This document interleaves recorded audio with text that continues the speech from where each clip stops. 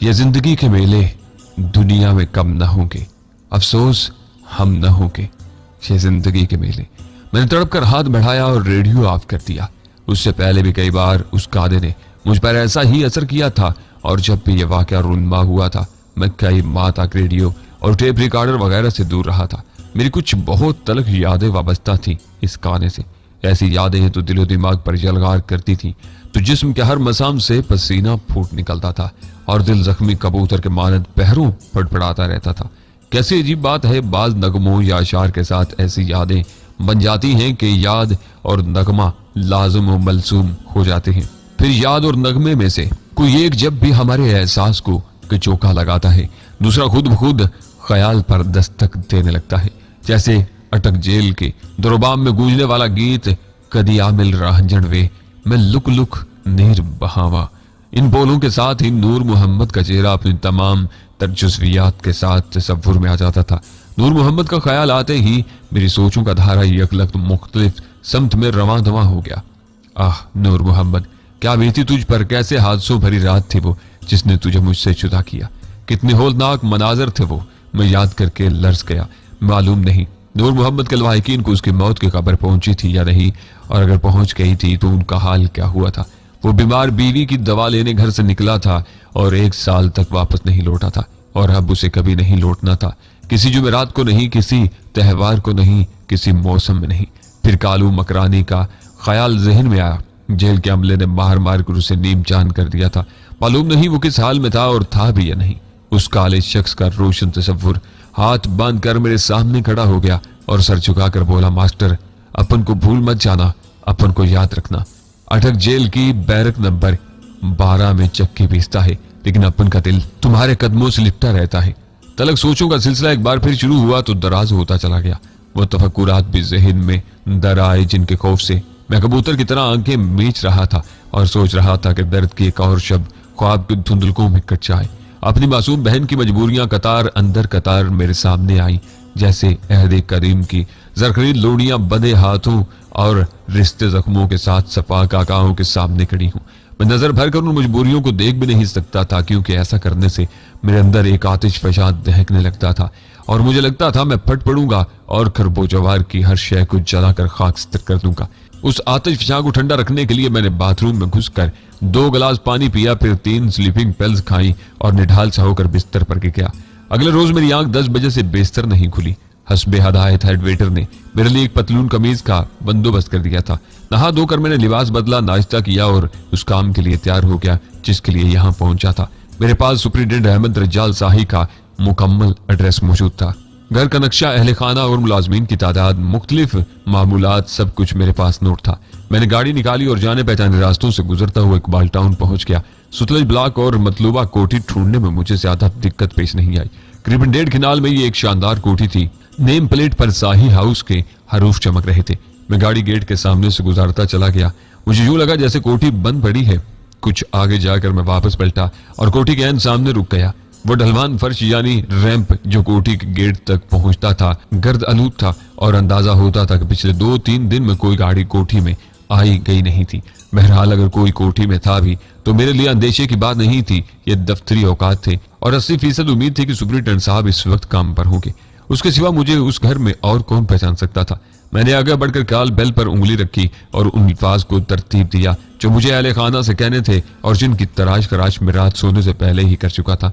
करीबन 1 मिनट बाद गेट की दूसरी जानब खटपट सुनाई थी और छोटी सी छिदरी दाढ़ी वाले एक पंजाबी बाबा जी ने दरवाजा खोल दिया। जी जनाब।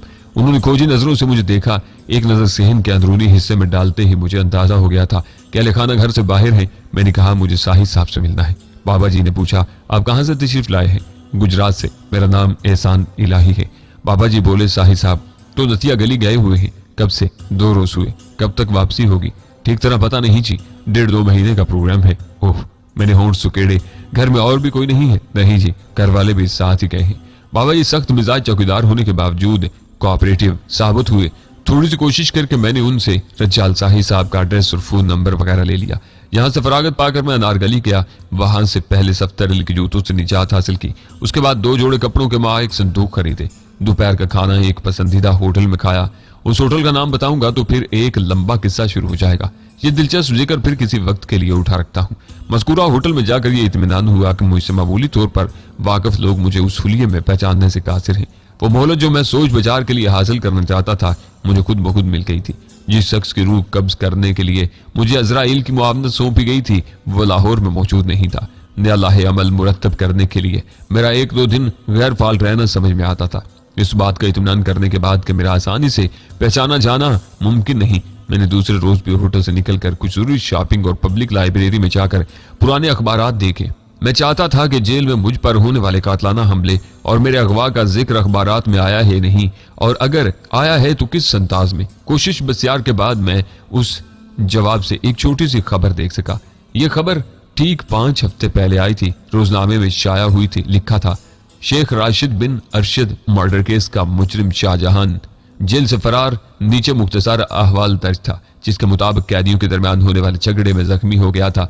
उसे एम्बुलेंस में अस्पताल ले जाया जा रहा था कि उसके साथियों ने एम्बुलेंस का रास्ता रोका और फायरिंग के शदीद तबादले के बाद मुजरिम को छुड़ा कर ले गए। उस हमले में पुलिस के 2 हेड कांस्टेबल जख्मी हुए थे। मैं खबर और उसके शाया कराने वालों पर लानत भेजने लगा और लाइब्रेरी से निकला। दोपहर होने को थी, मैंने गाड़ी का रुख होटल की तरफ मोड़ दिया। चोबर जी की तरफ जाते हुए मैं जिन मंदिर के चौराहे से गुजर रहा था कि जब अचानक एहसास हुआ कि मेरा ताकुब किया जा रहा है। हैरत की बात थी कि मुझे ये शुबा एक रिक्शे पर हुआ था। ये रिक्शा मुसलसल मेरे पीछे आ रहा था और मेरे नजदीक रहने के लिए उसने खास रफ्तार इख्तियार कर रखी थी। कालबन उसी रफ्तार के सबब वो मेरी नजर में आ गया था। मैंने होटल की तरफ जाने का इरादा मुलतवी कर दिया और सीधा चोबर जी चौक में पहुंचकर मजंग चुंगी की तरफ मुड़ गया। यहाँ से मैंने हिल्टन रोड का रास्ता इख्तियार किया और दोबारा जैन मंदिर की तरफ चल दिया। अब शुबह की कोई गुंजाइश नहीं थी। रिक्शा मुसलसल पीछे आ रहा था। उसने कार से दरमियानी फासला बरकरार रखने के लिए सरधड़ की बाजी लगाई हुई थी। खुली सड़क आती तो पीछे रह जाता, लेकिन यूं ही गुंजान ट्रैफिक के सबब मैं रफ्तार धीमी करने पर मजबूर होता। वो गाड़ियों को दाएं बाएं से रास्ता बनाता मेरे करीब पहुंचने लगता। करीबन 20 मिनट की भागदौड़ के बाद मैंने गाड़ी जिना गार्डन के एक मशरकी गेट से अंदर दाखिल कर दी और लाख करके बाहर आ गया। रिक्शा शोर मचाता और धुआं छोड़ता गेट के सामने आ रुका। उसके अंदर से एक लड़की बरामद हुई। वो जदीद तराश खराश के खूबसूरत लिबास में थी। लंबे ब्राउन बाल शानों और पुश्त पर झूल रहे थे। इशाने से हैंड बैग लटक रहा था। दुपट्टा किसी नीलगू आबशार की तरह गर्दन के अकब से नमूदार होता था और नशीबो फराज को तह करता घुटनों तक पहुंच रहा था। वो रिक्शे से उतरकर एक हसीन मुजस्मे की तरह साख्त खड़ी होगी और हाँपती हाँपती से एक टुक मेरी तरफ देखने लगी। मैंने आंखों का फोकस दुरुस्त किया और यकलख्त रगों में खून सनसना उठा। मैंने उसे पहचान लिया था। वो गजाला थी। मैं उसे कैसे भूल सकता था? भूल नहीं सकता था। वो भूल कर भी मुझे याद रहती थी, जैसे ये याद रहता था कि एक सांस के बाद मुझे दूसरा सांस लेना है। चलते हुए एक पांव उठाने से पहले दूसरा पांव जमीन पर रखना है। सोते हुए आंखें मुंह देनी है, जागते हुए पलकें झपकानी है और पानी पीते हुए घूंट भरना है। इन सब फाल की तरह गजाला की याद भी मेरे आदत सानिया बन चुकी थी। ये वो मरहला होता है जहां भूलने या ना भूलने से कोई फर्क नहीं पड़ता, जहां ख्याल और बेख्याली एक दूसरे में गुम हो जाते हैं। और गजाला उस वक्त मेरे सामने थी, अपनी निगाहों में अनगिनत शिकवे समेटे वो मुझे देखती चली जा रही थी। फिर वो धीमे कदमों से चलती मेरी तरफ आई, जैसे एक बुलंदबाला लहर साहिल को तहबाला करने के लिए बढ़ रही हो, लेकिन बज़ाहिर खामोश और अंबार, कोई शोर हो ना शुरीदा सरी। वो मेरे बिल्कुल सामने आ रुकी। मैंने सोचा अब वो चढ़ दौड़ेगी, साहिल को तहबाला कर देगी, लेकिन उसने ऐसा नहीं किया। उसकी फितरी तहम्मुल मिजाजी ने उसे उस जज्बातीपन से दूर रखा। बस 2 आंसू उसके शादाब रुखसारों पर ढलक आए। उसने एक मध्यम सिसकी ली और मेरे कंधे से लग गई। तुम कहां थे शाहजहां? एक आवाज उसके सीने की गहराइयों से निकली और मेरे दिल की गहराइयों को छूकी। कभी कभी इंसान माहौल से कितना बेगाना हो जाता है। वीरान गोशे में रंग बू की दुनिया बसा लेता है और कभी भरी पूरी सड़क पर मुकम्मल तन्हाई ढूंढ लेता है। गजाला उस वक्त खुद को तनहा समझ रही थी, हालांकि कम अज कम 10 अफराद की निगाहें हम पर लग गई थी, जिनमें साइकिल स्टैंड वाला, रिक्शे वाला, ख्वांचे वाला और 6-7 दीगर अफराद शामिल थे। मैंने बाइसगी उसे जुदा किया। ये क्या हरकत है? लोग हमें देख रहे हैं। वो जानते बूझते भी मेरे चाहने से चिमट सी गई।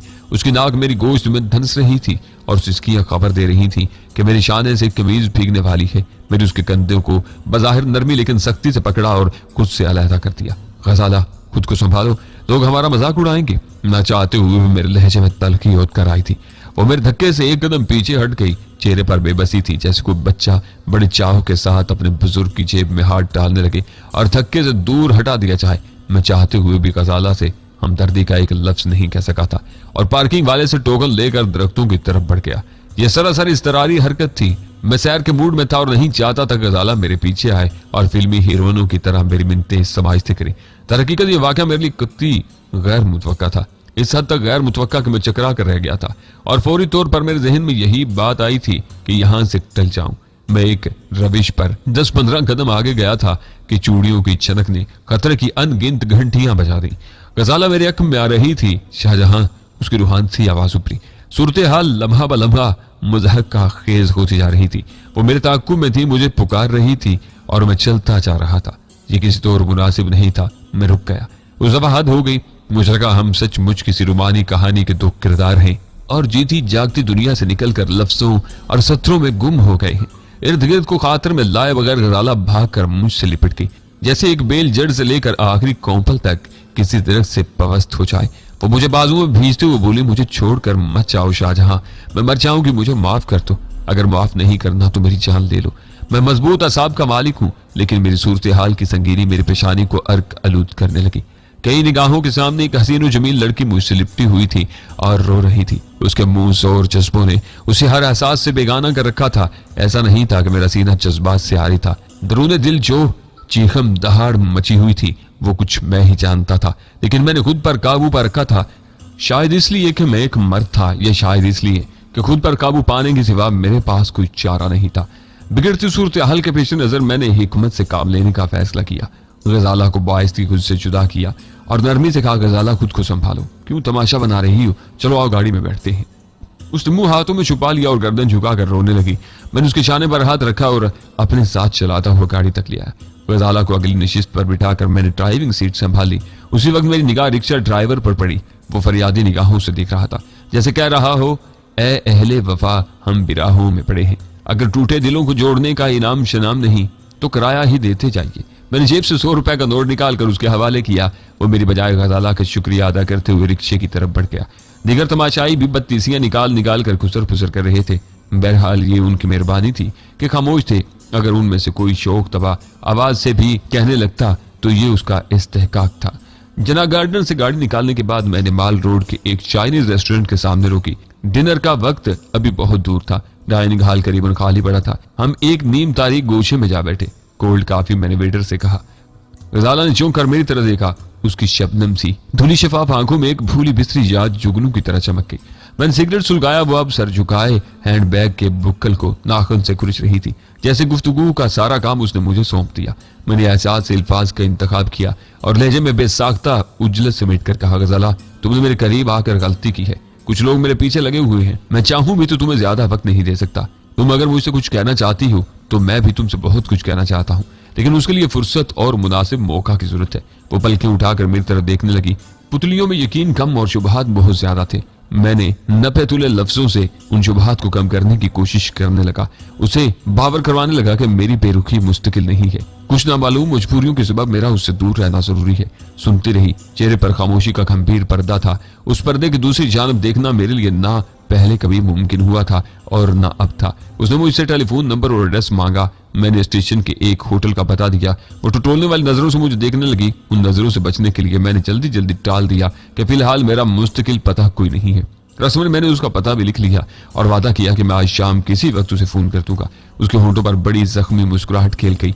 ये मुस्कुराहट मेरे खोखले वादे की एक सख्त तबसरे की हैसियत रखती थी। नहायत उजलत में गुफ्तगू समेटने के बाद मैं गजाला के साथ रेस्टोरेंट से बाहर निकला। उस रात में होटल में तकरीबन 10 बजे तक जागता रहा और खाली नजरों से टीवी स्क्रीन को घूरता रहा। खाली नजरों से टीवी उसी वक्त देखा जाता है जब जहन बेहद मसरूफ होता है। गजाला ने अचानक सामने आकर सोचों की दुनिया में तहलका मचा दिया था। बेशुमार जख्मों के मुंह खुल गए थे और अनगिनत ख्वाबीदा दर्द जाग उठे थे। मैं अपने आप से लड़ता रहा और उस लामुतलाही कर पर काबू पाने की सही करता रहा। ख्यालों में गलता में नींद की वादी में चला गया। न जाने रात का कौन सा पहर था जब अचानक मेरी आंख खुल गई। मैं बिस्तर पर जैसे आड़ा तिरछा पड़ा था वैसे ही सो गया था और अब उसी पोजीशन में आंख खुल गई थी। अचानक मुझे एहसास हुआ कि मेरे दाएं हाथ पर कोई शह रेंग रही है। ये हाथ बिस्तर से नीचे झूल रहा था। मैंने इज़्तिरारी तौर पर हाथ खींचा, लेकिन वो किसी की गिरफ्त में था और उसी वक्त मेरी निगाह एक निस्वानी जिस्म पर पड़ी। टेबल लैंप की नहायत महत्तम रोशनी में एक बिन्ते हव्वा मेरे हाथ पर झुकी हुई थी। गजाला, तुम यहाँ? मैंने बेहद मोहतात लहजे में पूछा। उसने सर उठाया, मांग की रोशन लकीर नजरों से ओझल हो गई। उसकी पलकें उठी और निगाहें मेरे चेहरे पर जमकर रह गई। मैं उसकी आंखों में झांक कर कांप गया था। वहां एक और ही रंग था, कोई जुदा ही मौसम था। मेरा हाथ अपनी गोद में पड़ा था। उसने अपना चेहरा मेरी गोद में रख दिया। मेरा हाथ उसके रुखसार से जा लगा। भीगी हुई चीज नहीं जलती, लेकिन रुखसार भीगा हुआ था और जल रहा था। वो अजीब ख्वाबीदा आवाज में बोली, मुझसे दूर न जाओ शाहजहां, मैं गुनहगार हूं तो मुझे सजा दो। मैं तुम्हारे सामने हूं, जो चाहो मुझसे सलूक करो, लेकिन मुझे छोड़ कर न जाओ। मैं दिल की संगलास जमीन से एक नमी से रिसने लगी। ये दो आछी आंसू थे, आंखों से बहुत दूर थे, लेकिन थे तो आंसू। मैंने अपनी आंखों के मर्दाना शान बरकरार रखने के लिए उन आंसुओं को सीने के रेगजार में जज्ब कर दिया। गजाला का सर मेरी गोद में था। शहद रंग रेशमी बाल मेरी बाहों पर और मेरे बिस्तर पर दूर तक मुंतशिर थे। और बाल ही मुंतशिर नहीं थे, वो खुद भी मुंतशिर थी। बेतरतीब थी, बेकायदा थी।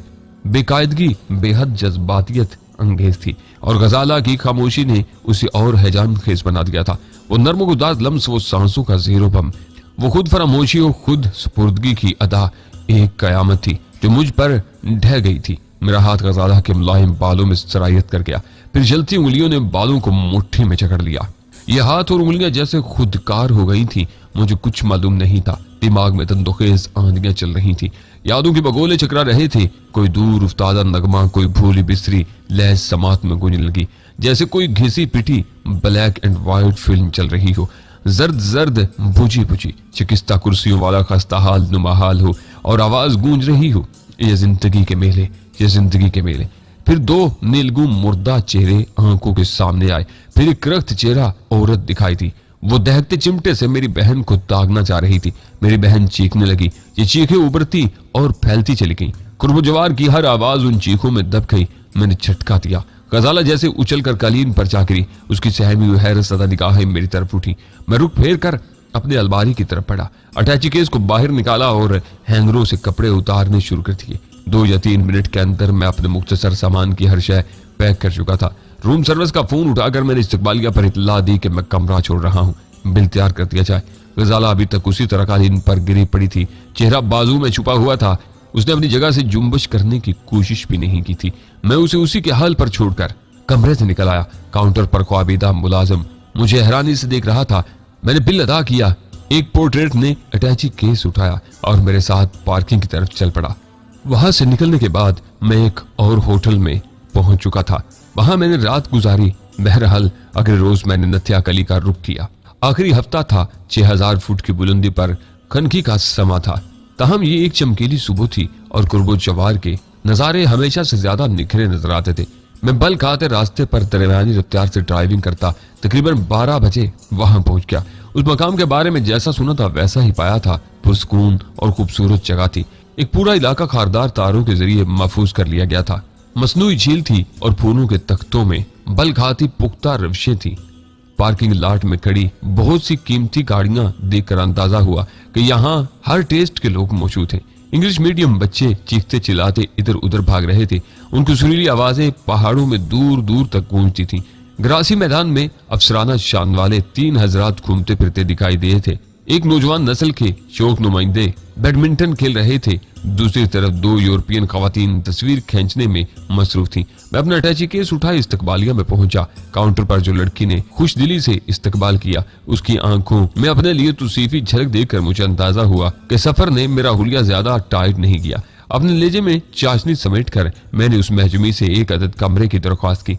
Are you with family? शीरी आवाज में पूछा गया तो मुझे अपने केस के सबसे कमजोर पहलू पर रोशनी डालना पड़ी और मुझे उसे बताना पड़ा कि मैं यहाँ 3 दिन ठहरना चाहता हूँ। लड़की का चेहरा सपाट हो गया। वो अपनी मजबूरियां बयान करते हुए बोली, वेरी सॉरी सर, हमारे कुछ रूल्स हैं। फैमिली के बगैर हम आपको यहाँ खुशामदीद नहीं कह सकते।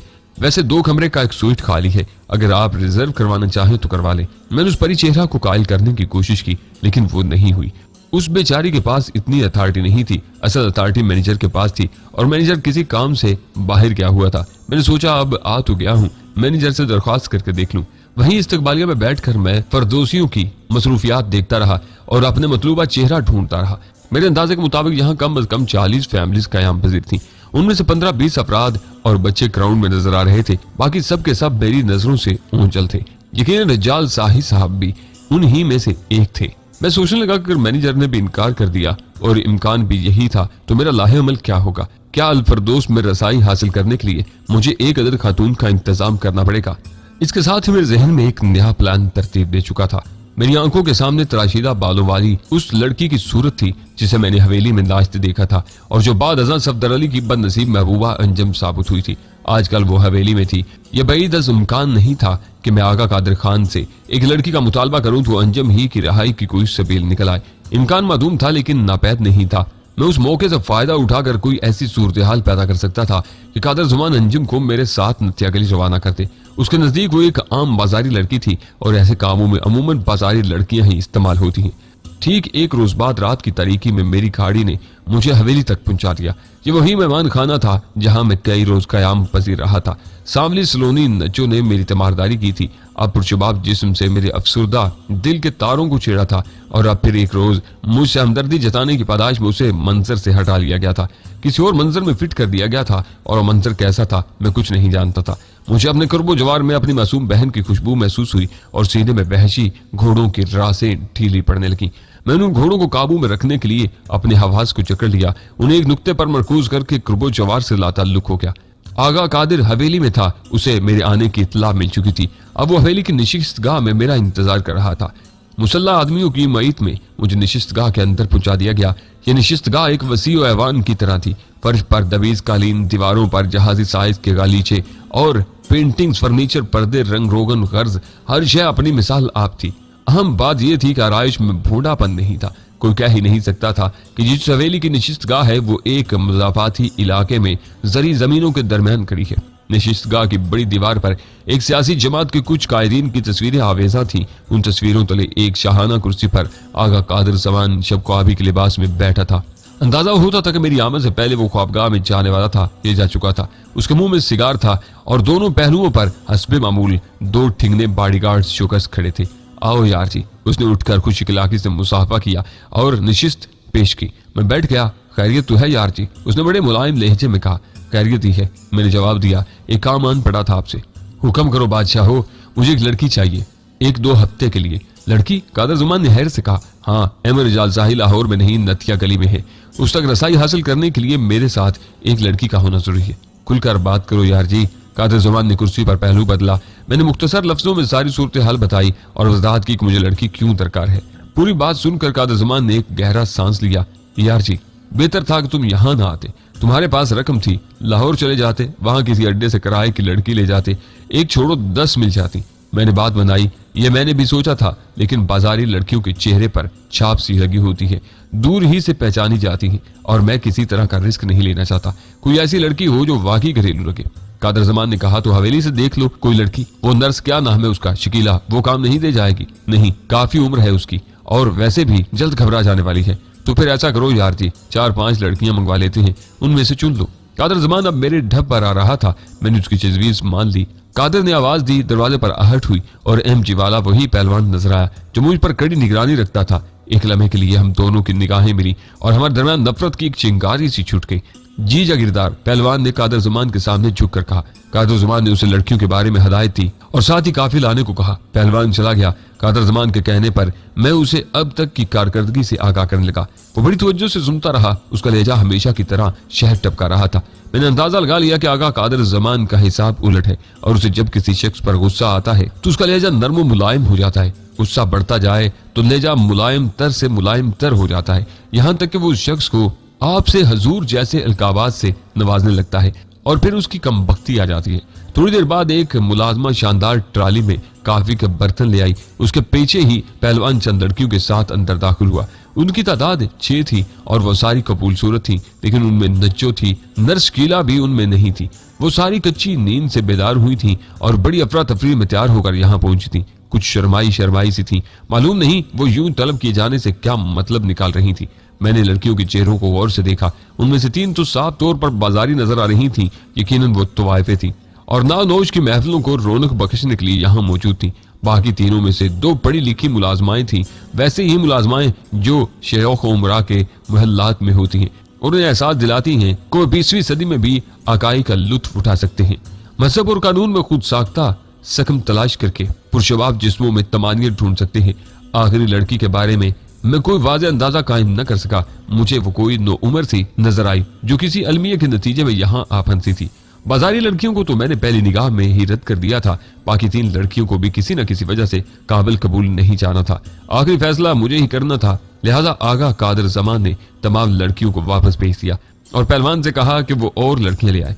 उस दफा पहलवान ने आने में ज्यादा देर नहीं की। शायद वो बाकी लड़कियों को भी पहले फेरे में ही इत्तला देकर आया था। इस मर्तबा जो लड़कियां कादर जमान के सामने हाजिर हुई थी उनकी तादाद 5 थी। उनमें अंजुम भी मौजूद थी। उसे देखकर मेरा दिल शिद्दत से धड़क उठा था।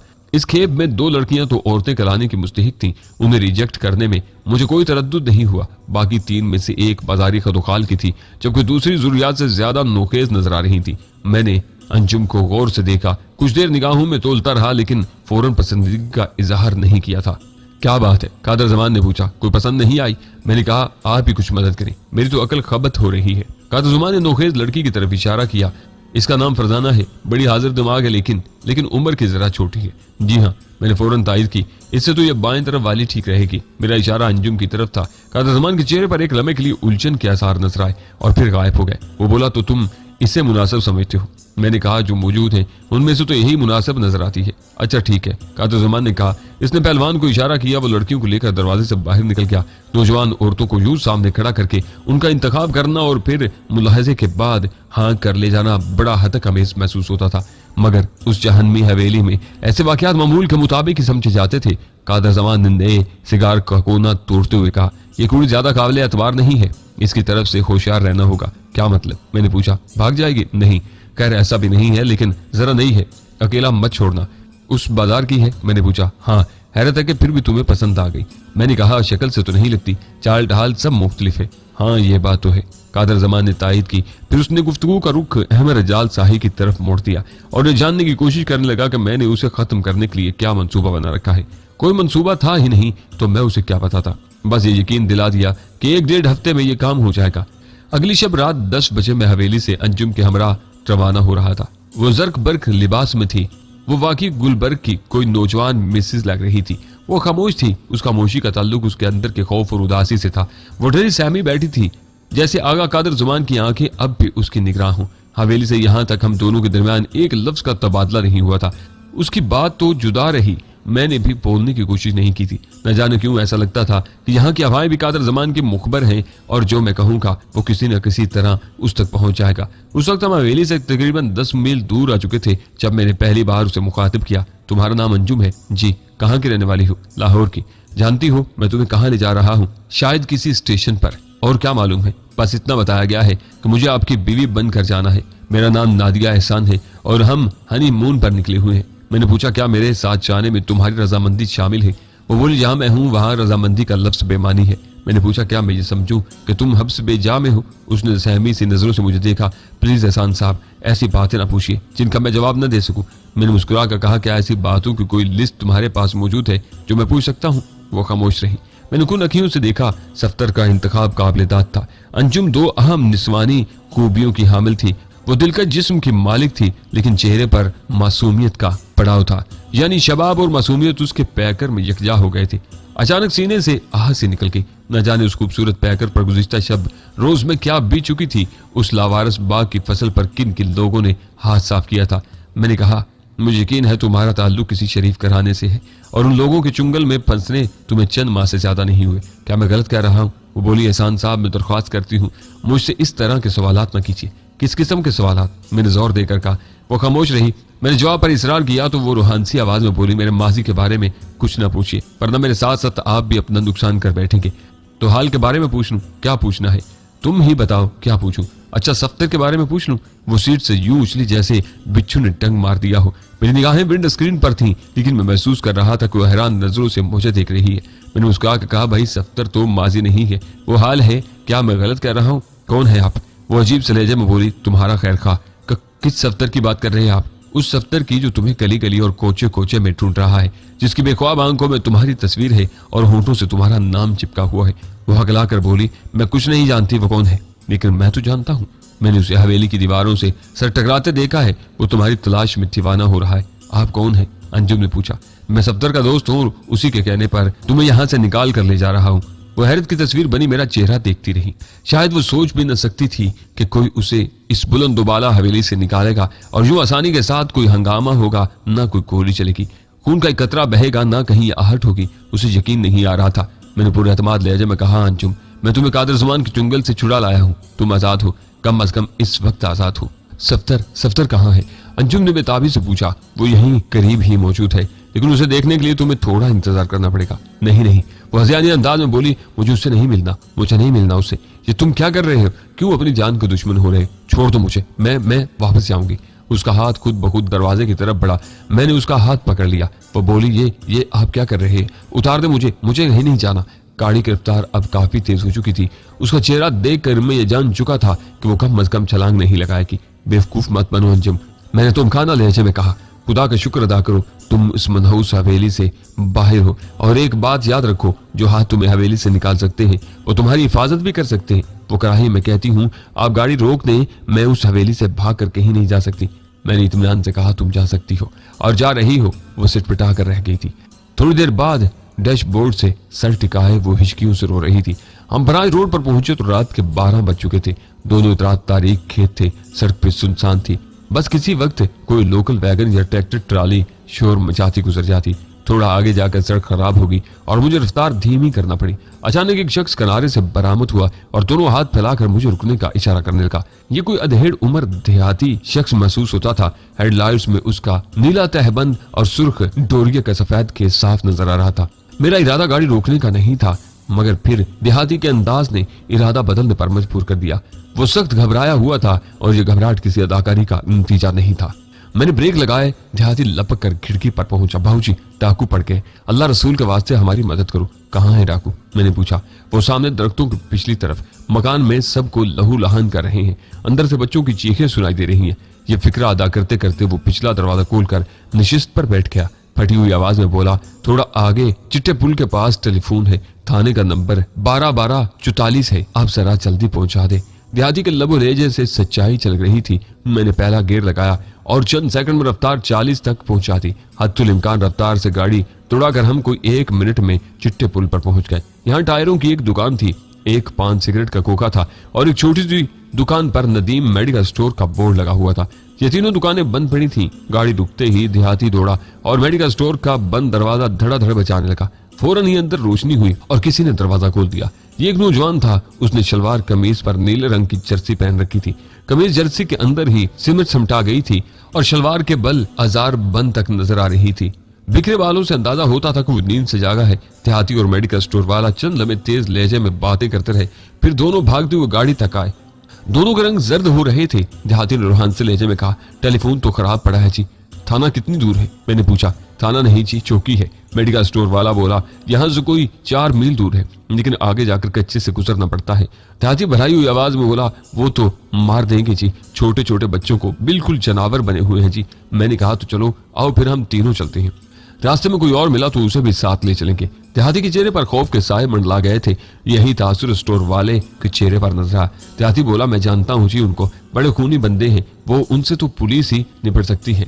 और स्टोर वाले ने कांपती हुई आवाज में तायद की, अल्लाह रहम करे जी, ये हमारे बस की बात नहीं है। इतने में एक वैगन की रोशनियां नजर आई। मैंने गाड़ी से बाहर निकलकर वैगन को रोका।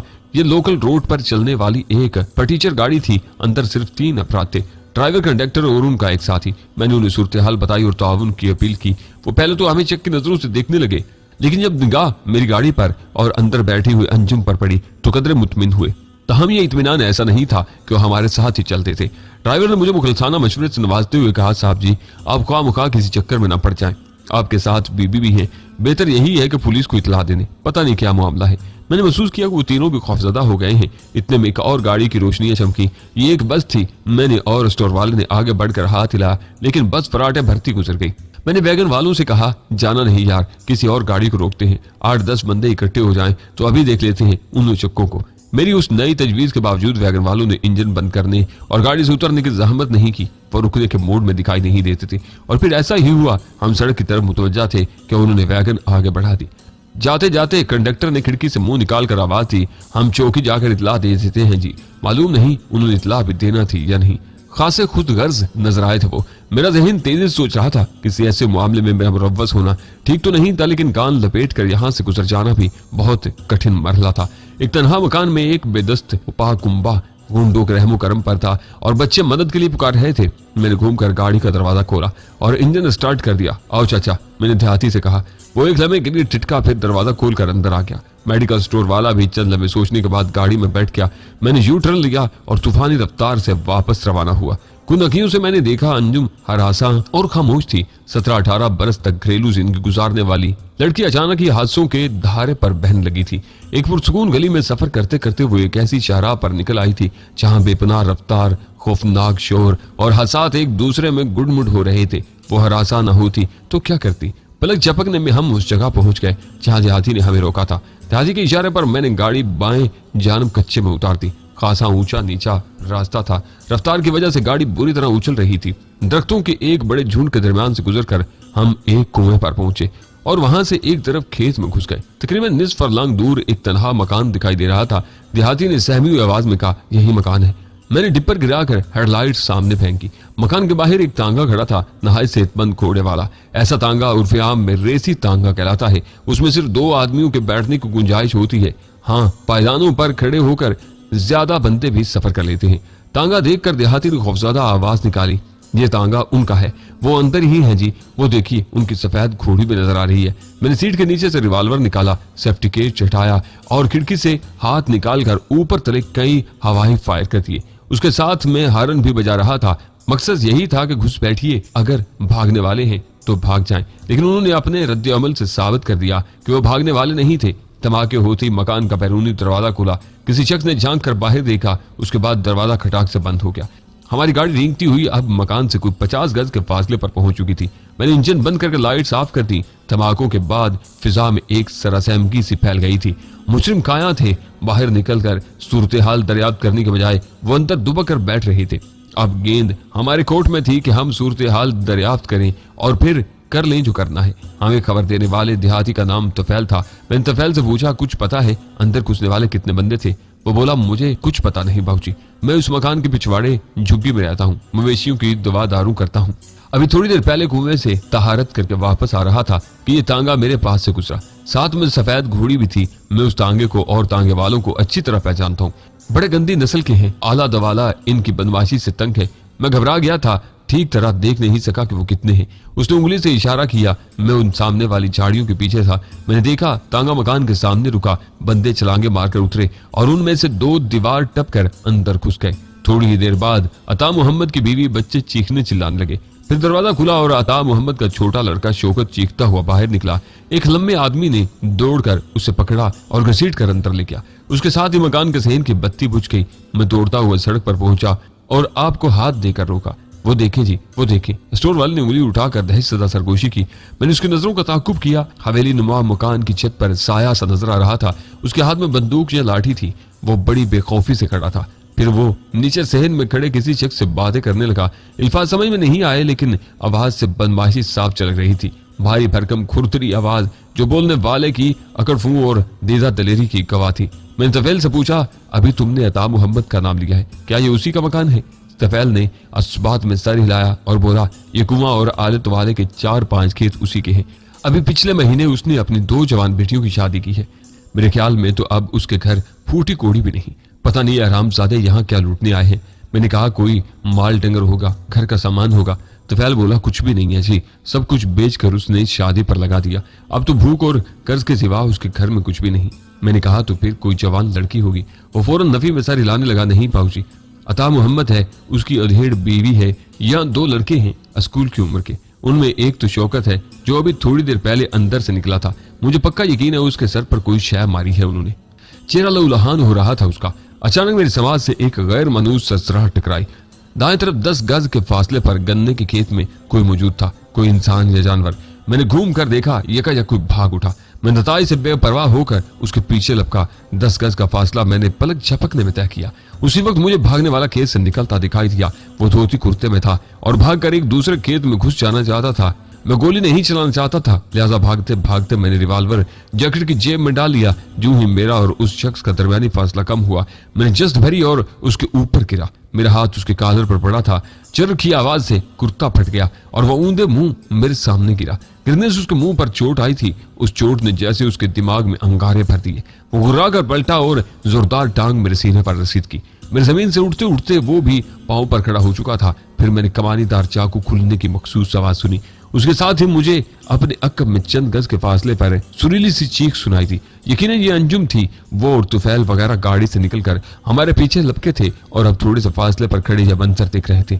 मेरा मध्य मुकाबल दरमियाने कद का एक घुटा हुआ शख्स था। उसके खड़े होने का अंदाज बता रहा था कि वो चाकू का इस्तेमाल अच्छी तरह जानता है। उसे चाकू वाला हाथ 2-3 मरतबा तेजी से लहराया। हर बार चाकू का फल सनसनाता हुआ मेरे चेहरे के पास से गुजरा।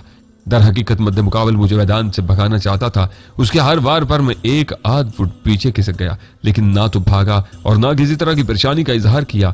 बनाकर उसने मुझ पर सीधा वार किया। मध्य मुकाबल का हाथ हरकत में आते ही मैं जान चुका था कि यह वार मेरी दाएं रान पर है। मैंने बाएं जानब हरकत करके यह वार बचाया और एक भरपूर ठोकर चाकू जन की पसलियों पर रसीद की। वो टकराता हुआ अंजुम और तुफैल के पास गिरा। अंजुम चिल्लाकर कार की तरफ तोड़ी। तुफैल भी घबराकर पीछे हट गया। पसलियों पर पड़ने वाली ठोकर ने मध्य मुकाबल को गुस्से में अंधा कर दिया था। वो उठते ही बिला सोचे समझे तीर की तरह मेरी तरफ लपका, जैसे एक ही वार में मेरा खात्मा बिलखैर कर देगा। मेरा तजुर्बा है कि यूं तेज धार आले के साथ चार्ज करने वाले शख्स के आगे भागा न जाए या पीछे न हटा जाए तो मामूली कोशिश से उसे फैसला कुन सरफ लगाई जा सकती है। मैं पूरी चौकसी से अपनी जगह खड़ा रहा। निगाहें हरीफ के चाकू पर थीं। जो ही उसने अपनी दानिश में मुझे कत्ल किया, मैं नीचे बैठ गया। चाकू वाला हाथ लहराता हुआ मेरे सर के ऊपर से गुजरा। मेरे दोनों हाथ मध्य मुकाबल के कोहलुओं पर जम चुके थे। वो अपने जोर में मेरे ऊपर चढ़ा रहा था। यकायक मैंने उसे फूल की तरह सर से ऊंचा उठा लिया। ये सारा साहतों का खेल था और उस खेल में मेरी ताकत से ज्यादा तवाजुन और टाइमिंग का अमल दखल था। उस तवाजुन और टाइमिंग को एक 12 साल बच्चा भी समझ लेता तो हमला आवर को सर से ऊपर उठा सकता था। मैं 2 कदम भागकर उस शख्स को पगडंडी पर टेक दिया। खेत में इसलिए नहीं देखा था कि वहां हल चला हुआ था और उसे चोट न लगने का एहतमाल था। वो सर के बल एक बेरी की जड़ में गिरा और लोटपोट होकर रह गया। मैंने उसे चापने में एक लम्हे की ताखीर भी नहीं की। उसका दायां हाथ खाली था, यानी सर के बल गिरने के बाद वो अपने हथियार पर गिरफ्त कायम नहीं रख सका था। मैंने उसका बाजू मरोड़ा तो तड़प कर ऊंधा हो गया। मैंने रिवाल्वर निकालकर उसकी कनपट्टी पर रख दिया। हाँ रानी खा के साले, बना दूं खोपड़ी में रोशनदान, मैंने इस्तफसार किया। वो करा कर रह गया। अचानक मुझे महसूस हुआ कि उसकी तन फन खत्म हो चुकी है। कालमन गिरने से कबल ठीक ठाक चोट लगी थी। तफैल के हाथ में गाड़ी का आहनी जैक राड था और लड़का भी किसी डंडा नुमा शय से मुसल्ला नजर आ रहा था। मैंने तुफैल को इशारा किया। उसने आहनी राड लड़के को थमाकर हमलावर की टांगे पकड़ ली। हम उसे डंडा डोरी करके गाड़ी में ले आए। गाड़ी की अंदरूनी बत्ती रोशन की तो अंजुम की चीख निकल गई। मैं भी एक लम्हे के लिए बौखला कर रह गया था। खौफनाक फल का चाकू अभी तक हमलावर के हाथ में था, लेकिन अब यह बाएं हाथ में नजर आ रहा था। मालूम नहीं किस वक्त उसने चाकू दाएं हाथ से बाएं हाथ में मुंतकिल कर लिया था। मकामी शक था कि उसे चाकू इस्तेमाल करने की हिम्मत नहीं रही थी, वरना जब हम उसे डंडा डोली करके ला रहे थे वो बड़ी तसल्ली से मेरा पेट चाक कर सकता था। मैंने झपट कर चाकू उसके हाथ से निकाल लिया। सर के बल गिरने से उसकी पेशानी पर शदीद चोट आई थी। बाएं उबरू के ऊपर नीला गुंबद बन गया था और खून रिस रिस कर कान की अनरगली में घुस रहा था।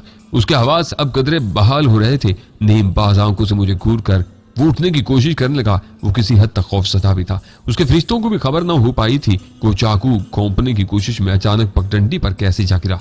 वो 24-25 बरस का एक गुंडा सूरज शख्स था। उसने हाथ बढ़ाकर अपनी पेशानी का नीला गुंबद टटोरा और जहरीले लहजे में बोला, तुम अच्छा नहीं कर रहे हो, उस्ताद तुम्हारी टांगे चीर कर रख देगा। कौन है वो तुर्रम खान? मैंने पूछा। नाम सुनोगे तो पेशाब निकल जाएगा, वो बड़े अधमाद से बोला।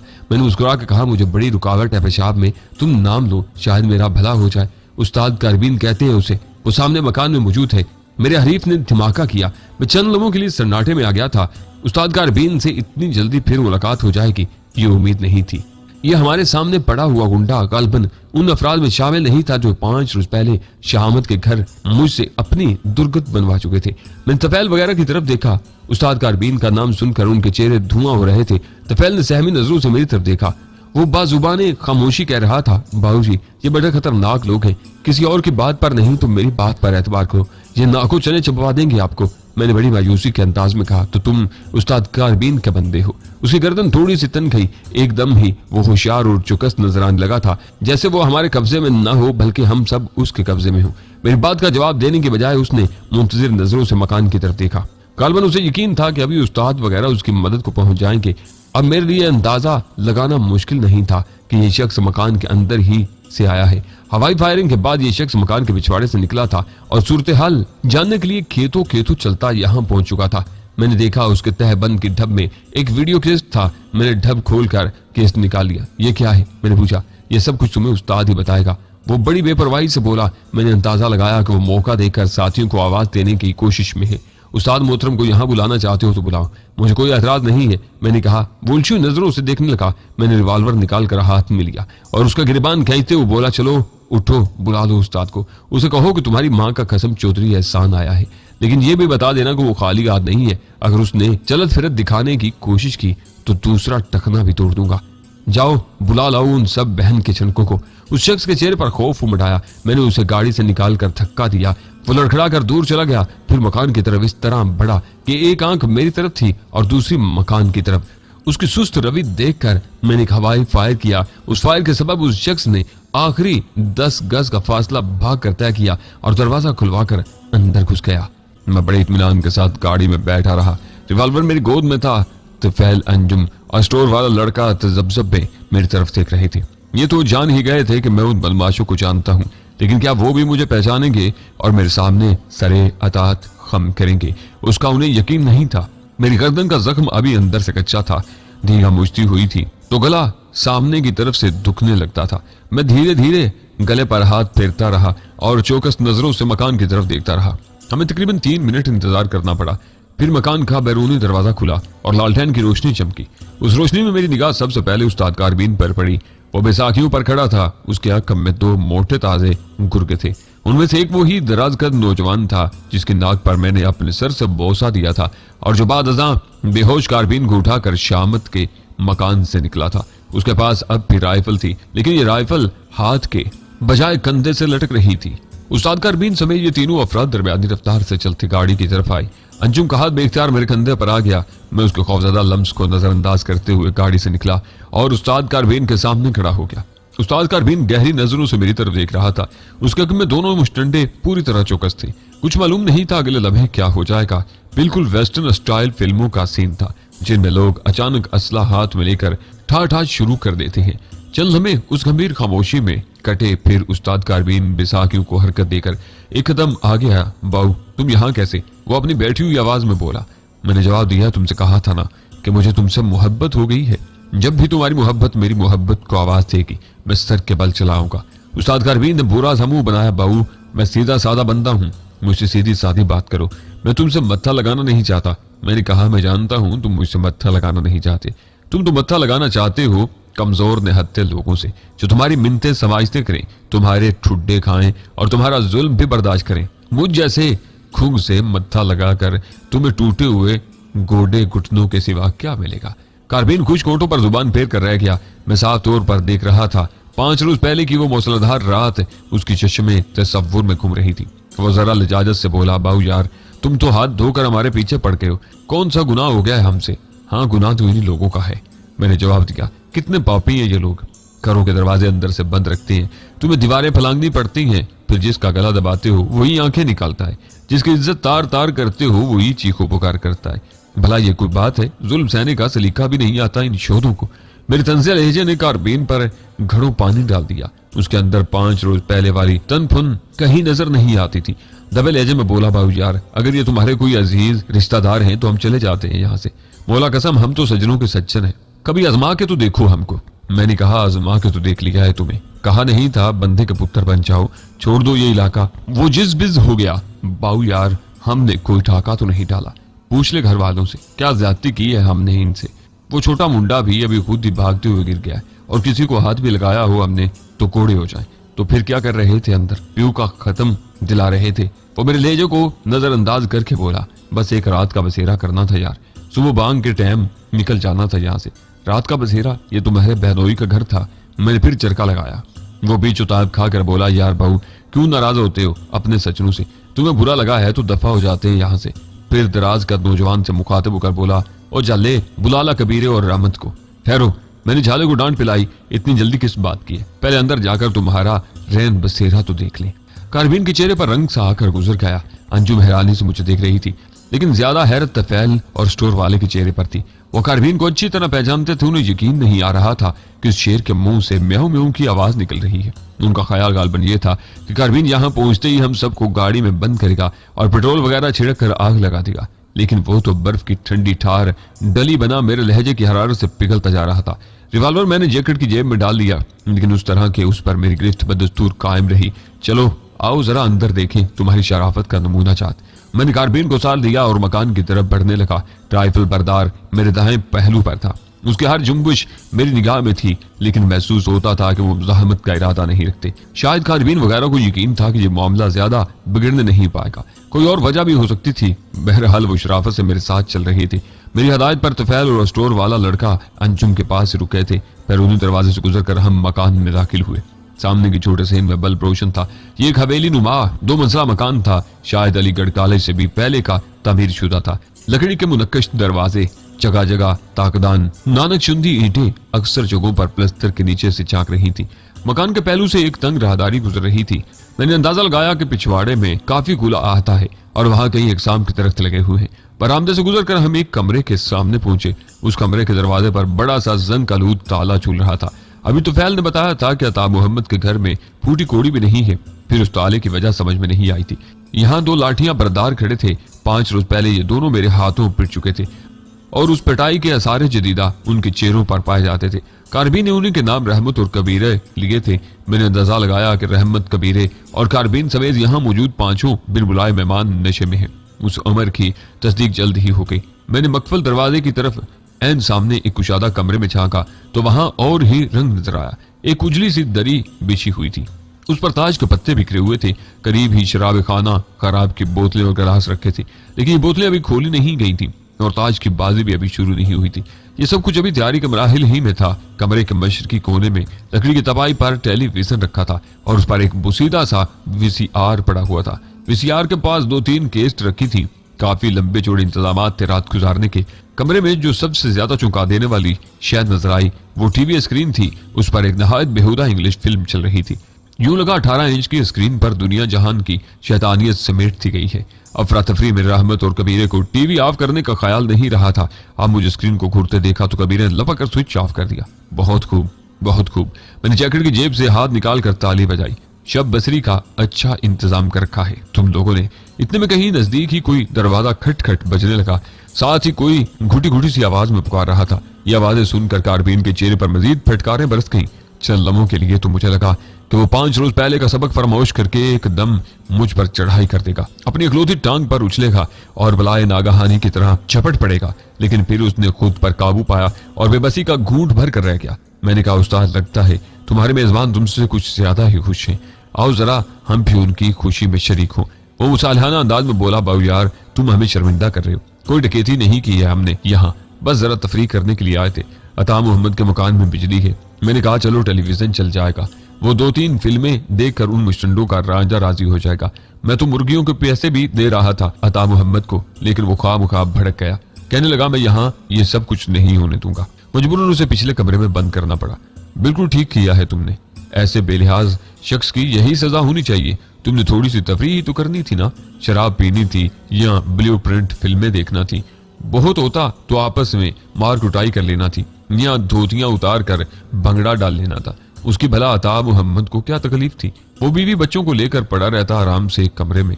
सुबह सवेरे तुम्हें हलवे पराठे का नाश्ता करवाता और रुखसत कर देता। कारबीन ने बेबसी की नजरों से मेरी तरफ देखा। कोई शय उसे मुझ पर टूट पड़ने से रोके हुई थी। एन मुमकिन था वो मुझे तनहा न समझ रहा हो। उसके ज़हन में ये बात आ सकती थी कि मेरे साथी मेरे इर्द गिर्द मौजूद हैं। मेरी खुद एतमादी ने उसे बुरी तरह मरूब कर दिया था। वो ये समझने पर मजबूर हो गया था कि मैं उस रोज की तरह आज भी ये बाजी पलट सकता हूँ। मैंने कारबीन को साथ लिया और उस दरवाजे पर पहुंचा जो अंदर से धड़ धड़ बज रहा था।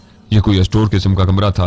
मैंने हाथ बढ़ाकर कुंडी गिरा दी। अंदर 14, 12 और 10 साल की उम्र के 3 लड़के थे। उनका बाप एक सफेद रेश शख्स था जिसकी पगड़ी गले में पड़ी थी और गिरेबान फटा हुआ था। उसने सबसे छोटे लड़के को पहलू में लगा रखा था और पगड़ी का एक पल्लू उसकी पेशानी पर दबा रखा था। लड़के के रोने धोने से पता चलता था कि उसकी पेशानी पर जख्म आया है। मुझे देखकर बूढ़े ने बरहमी से कहा, तुम ये दरवाजा खोल दो और जो हरामकारी करनी है इस कमरे में करते रहो, हम तुम्हें कुछ नहीं कहेंगे। वो गलती से मुझे भी कारबीन का साथी समझ रहा था। उसकी आवाज सुनकर कहीं पास से एक अधेड़ उम्र औरत भी आ गई। उसके हाथ गीले आटे में लुथड़े हुए थे जिससे पता चलता था कि बावर्ची खाने से आई है। वो भी दुपट्टा मुंह में देकर रो रही थी। औरत को देखकर जख्मी लड़का और जोर जोर से रोने लगा। औरत ने मेरा पुत्र कहकर उसे गले से लगा लिया और सर चूमने लगी। कारबीन एंड कंपनी दम बखुद खड़ी थी। मैंने बूढ़े अता मोहम्मद से कहा, मियां जी आप घबराएं मत, मैं पुलिस का आदमी हूँ, कोई ज्यादती नहीं होने दूंगा आपसे। आप इस कमरे में आराम से बैठे बच्चे की मरहम पट्टी करें, मैं जरा इन माँ के शेरों से बातें कर लूं। पुलिस वाली हवाई मैंने यूं ही छोड़ी थी, लेकिन उस हवाई की रोशनी ने अहले खाना के चेहरों को मुनव्वर कर दिया था। दूसरी तरफ कारबीन एंड कंपनी जिनके चेहरे पहले ही तारीख थे और तारीख हो गए। मैं कारबीन को साथ लेकर पहले वाले कमरे में आ गया। उसके साथियों को मैंने बाहर ही रुकने का इशारा किया। तन्हाई पाकर कारबीन ने अपनी रही सही अकड़फू को भी खैराबाद कह दिया। आजी से बोला, यार बाबू तू पुलिस वाला है या नहीं, लेकिन मैं तुझे इज्जत की जगह में समझ रहा हूँ। मैंने तुझे यार कहा है और कारबीन जैसे एक बार यार कह देता है उसके पाँव की जुत्ती हो जाता है। बुरे की माँ का सर यार हो तुम। मैंने बिला झिझक कहा, तुम सिर्फ डंडे को पूछने वाले बहन बदमाश हो। अपनी कुत्ती जुबान से यार और यारी जैसे लफ्जों को नापाक न करो। सिर्फ ये बताओ कि यहाँ क्या करने आए थे। मैं उसे पूरी तरह जलील करने पर तुला हुआ था। वो कहर का घूंट भरकर बोला, मैंने तुम्हें हकीकत बता दी है, इस घर में रखा ही क्या है जो हम छीनने आते। यकीन नहीं तो कुछ चल कर देख लो। सिर्फ रात गुजारने आए थे, सुबह होते ही चला जाना था। अब तुम नाराज होते हो तो अभी दफान हो जाते हैं। वो तुम्हारा हरामी यार बाबा कहाँ है? मैंने रोब से पूछा। वो तो लाहौर गया हुआ है, अपने बड़े पीर साहब के पास। कारबीन अब मेरी गालियों भी आसानी से हजम कर रहा था। मैंने उंगली उठाकर कहा, देखो इस बहन के वीर को समझा दो। अगर फिर उसने शहामत के घर की तरफ आंख भी उठाई तो वही चिमटा गर्म करके घुसा दूंगा। समझ रहे हो ना मेरी बात? कारबीन का सर बेइख्तियार उस बात में हिल गया। काल्बन सर की उस हरकत पर उसे बाद में कई हफ्ते शर्मिंदगी रही होगी। मैं कारबीन को जलील तो रहा था, लेकिन साथ साथ डर भी रहा था कि मुझे खदशा था कि कहीं वो हद न गुजर जाए जिसके गुजरने पर मरियल कुत्ता भी दांत चिमकाने लगता है। इतने में दरवाजे पर बूढ़ा था मोहम्मद की सूरत नजर आई। वो रूहानसी आवाज में बोला, इंस्पेक्टर साहब 2 मिनट के लिए मेरी बात पे सुन लीजिए। बगैर किसी लिखत पढ़त के बूढ़े अता मोहम्मद ने मुझे इंस्पेक्टर मान लिया था। ये फरमाओ मियाँ जी। मैंने दरवाजे में आते हुए कहा। अता मोहम्मद मुझे अपने पीछे चलाता पिछले कमरे में ले आया। फिर जहां भी तसल्ली नहीं हुई तो वो उस कमरे में ले गया जिसे खाना पकाने के लिए इस्तेमाल किया जाता था। यहाँ चूल्हे पर देजका चढ़ा हुआ था और एक बड़ी परात में आटा गूंद रखा था। देजके के पास ही मुर्गी का धुला हुआ गोश्त रखा था। ये सारे शब बसरी के इंतजाम थे जो कारबीन एंड कंपनी ने लखाना से जबरदस्ती करवाए थे और अब जो वो मेरी वजह से दरहम बरहम हो गए थे। अता मोहम्मद ने कहा, इंस्पेक्टर साहब आप अकेले तो नहीं है ना? मेरा मतलब है ये बड़ा खतरनाक बदमाश है। 10-15 बंदे आपके साथ हों तो फिर हाथ डालें इस पर। मैंने कहा, ये मेरा काम है अता मोहम्मद, तुम फिक्र मत करो। बाकी उन लोगों ने तुमसे कुछ छीना तो नहीं है? नहीं जी, हमारे पास क्या है छिनवाने को? अता मोहम्मद ने सादगी से कहा, लेकिन आप इस मामले को मामूली न समझे। ये रामजादे आज चले भी गए तो फिर आ जाएंगे, ये ना आए तो कोई और आ जाएगा। मुझे पक्का यकीन है कि ऐसा होगा। क्या मतलब? मैंने पूछा। अता मोहम्मद ने मुझसे जवाबी सवाल किया। उस बैसाखियों वाले ने क्या बताया आपको? कुछ नहीं, कह रहा था कि हम यहाँ रात बसरी या रात गुजारने के लिए आए थे। तुम लोगों ने बात नहीं मानी तो तुम्हें कमरे में बंद कर दिया। अता मोहम्मद के चेहरे पर लकीरों का जाल बुन गया था। मुझे उसकी आंखों में तशवीश और सोच की गहरी परछाइयां नजर आईं। वो बोला, पुत्र जी ये इतनी सी बात नहीं है, क्योंकि बहुत बड़ा और गहरा चक्कर है। दरअसल कुछ लोग हमें इस मकान से बेदखल करना चाहते हैं। वो चाहते हैं कि हम ये मकान बेचकर छोड़कर चले जाएं। मैंने ता मोहम्मद के लहजे से मुतासर होकर पूछा, क्या इससे पहले भी कोई ऐसी ही बात हुई है? हुई है पुत्र जी, इसलिए तो कह रहा हूँ, और एक दफा नहीं कई दफा हुई है। क्या मतलब? पहले भी ये मुस्टंडे यहाँ आते रहते रहे हैं। नहीं, यह नहर तो इन्होंने पहली दफा मचाया है। इससे पहले धमकियां देते रहे हैं और दाबे शाबे मारते रहे हैं। उधर मलक रऊफ है मित्रा वाले गांव का, उसी की हवेली है ये। आलद वाले की जमीन भी उसी की है। हम इधर दरोगा वाला से घर बार छोड़ कर आए हैं। बस दुश्मनी चल गई थी शरीकों से। बड़ा लड़का उसी दुश्मनी की आग में मर गया। जवान लड़कियां थी घर में और मैं बूढ़ी चांद। न कोई बाजू था न सहारा। मैंने सोचा कल कलाम को कुछ हो गया तो क्या करूंगा? किसके हाथ पर अपनी इज्जत का लहू तलाश करता फिरूंगा? चुपचाप जमीन और हवेली बेची और कान लपेट कर यहाँ आ गया। काश्तकारी के सिवा काश्तकार और क्या कर सकता है? मैंने भी यही करना शुरू कर दिया। यहाँ 5-6 खेत मलक रऊफ से ले लिए और काम शुरू कर दिया। एक पुराना सा ट्रैक्टर भी ले लिया था, मगर वो थोड़े दिन पहले बेटियों की शादी पर बेचना पड़ा। यह हवेली भी जमीन के साथ ही मिली थी। अभी कुछ रुपया देना है उसके ईंट कारे का। सोचता हूँ आड़े ताड़े से 3-4 साल और गुजर जाए, वड्डा पुत्र अपने सर मुंह वाला हो जाए तो मेरे गिरते मुर्दे में भी जान पड़ जाए। लेकिन ये तो तब भी है ना कि सर छुपाने को जगह मिली रहे और किसी तरह दाल रोटी चलती रहे। मैंने कहा, कौन निकालना चाहता है आपको इस मकान से? कहीं ये वही पिछली दुश्मनी तो नहीं? अता मोहम्मद बोला, पता नहीं पुत्र जी, शायद किस्मत में ही चक्कर है। लगता है कुछ लोग मलक रऊफ के पीछे पड़े हुए हैं कि जैसे भी हो वो हमसे ये मकान खाली कराए। पहले तो वो मुंह से जुबानी कहता रहा, फिर धमकियां देने लगा। मेरी बेटियों की शादी थी, गांव के सियानों ने कहा कि वो कम अज कम शादी तक तो चैन से बैठे। शादी के तीसरे चौथे दिन ही कोई शख्स हमारे घर में घुसा। एक पालतू कुत्ता था, ये शेर जैसा। अल्लाह बख्शे मेरे बट्टे पुत्र की निशानी। पता नहीं उस शख्स ने उसे कुचला खिला दिया या क्या कर दिया। सुबह उसकी लाश देखी तो मेरे बच्चे ताड़े मार मार कर रोने लगे। फिर एक दिन पिछले आते से कुछ सारी सब्जी तोड़ कर ले गया। उससे अगले दिन 2 रस्सागीरों ने घर में घुसने की कोशिश की। शुक्र है मेरी नजर पड़ गई। मैंने 2 हवाई फायर निकाले तो वो भाग गए। मैंने कहा, तुम्हारा मतलब है कि ये लोग तुम्हें डराने धमकाने की कोशिश कर रहे हैं? बिल्कुल जनाब, मुझे पक्का यकीन है ये बंदे भी मलक रऊफ ने भेजे होंगे। वो हर सूरत इस हवेली को खाली कराना चाहता है। मैंने कहा, अभी तो तुम कह रहे थे कि मलक रऊफ को कोई दूसरा मजबूर कर रहा है। यही मतलब है जी मेरा। मलक को हवेली की जरूरत होती तो वो 6 महीने पहले बेचता है क्यों? अब भी मुझे यही नजर आ रहा है कि इस हवेली की कोई जरूरत नहीं। उसका चंगा भला गोदाम है, घर है, उसे उस कबाड़ खाने की क्या जरूरत होगी?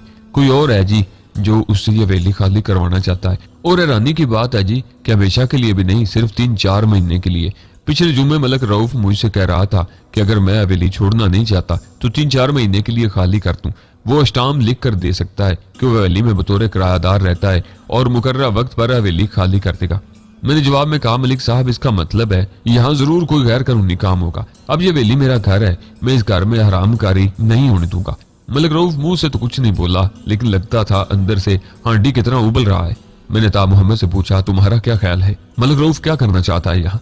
बूढ़े के चेहरे पर एक बार फिर सनसनी के आसार नजर आए। उसकी आंखों में तशवीश और उलझन इस तरह यकजा हो गई थी कि एक को दूसरे से जुदा करना मुश्किल था। उसने एक नजर खिड़की से बाहर देखा। उस्ताद कारबीन और उसके गुर्गे कमरा खाली कर रहे थे। अता मोहम्मद का बड़ा लड़का उनके सरहाने खड़ा निगरानी कर रहा था। अता मोहम्मद ने कहा, आप किस थाने में हैं जी? ये गैर मुतवक्का सवाल था। मैं सिटपिटाया, लेकिन फौरन संभल गया। मैं शाहपुर से आया हूँ, SHO हूँ वहां का। SHO तो बड़ा थानेदार होता है ना? बड़ी तो अल्लाह की जात है बाबे, बस आप मुझे थानेदार कह सकते हैं। अता मोहम्मद ने अपनी दबी हुई आवाज कुछ और दबाई। ऐसा करते हुए उसके लहजे में खुद ब खुद एक लर्जिश से आ गई। कहने लगा, मुझे लगता है जी यहाँ कोई बहुत बड़ा चक्कर चलने वाला है, बहुत ही बड़ा और डूंगा। अंदर ही अंदर कोई ड्रोनी साजिश हो रही है यहाँ। एक लम्हे के तवक्कुफ के बाद वो फिर बोला, कोई 3 महीने पहले की बात है। एक रोज मलक रऊफ 2 अनजान बंदों के साथ मेरे घर आया।